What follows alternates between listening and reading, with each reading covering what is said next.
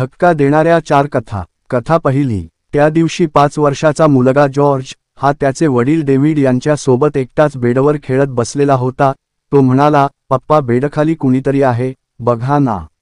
अरे, कुणी कशाला असेल बेडखाली? बघा ना, मला हालचाल जाणवते। ठीक आहे, तुझ्या समाधानासाठी बघतो, असे म्हणून डेव्हिडने बेडखाली वाकून पाहिले। बघतो तर काय, घाबरून पाय दुमडून थरथरत जॉर्ज बेड खाली बसला होता आणि घाबरत हळू आवाजात म्हणाला, पप्पा, बेडवर कुणीतरी आहे।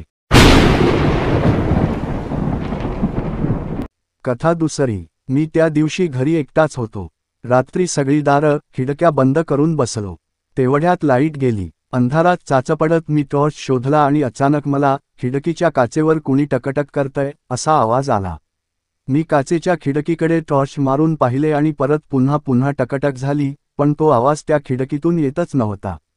खिडकी बाहेर कुणीच नव्हतं। मी आवाजाच्या दिशेने मागे टॉर्च वळवला आणि बघतो तर काय, आरशातून कुणीतरी टकटक करून बाहेर येण्याचा प्रयत्न करत होतं। कथा तिसरी। मी हॉस्टेल रूममध्ये एकटा राहत होतो तेव्हाची गोष्ट। रोज रात्री एक मांजर खिडकीतून यायचं। ते रोज रात्री टेबलावर बसून माझेकडे एकटक बघायचं। त्याला एवढं माझेकडे एकटक बघून काय वाटायचं काय माहीत।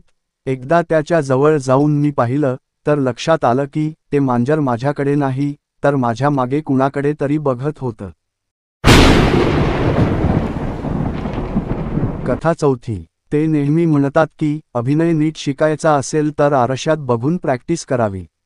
मी एकदा आरशात पाहून हसण्याचा अभिनय केला, पण काय सांगू तुम्हाला, अहो, माझे आरशातील प्रतिबिंब मला साथ देत नव्हते।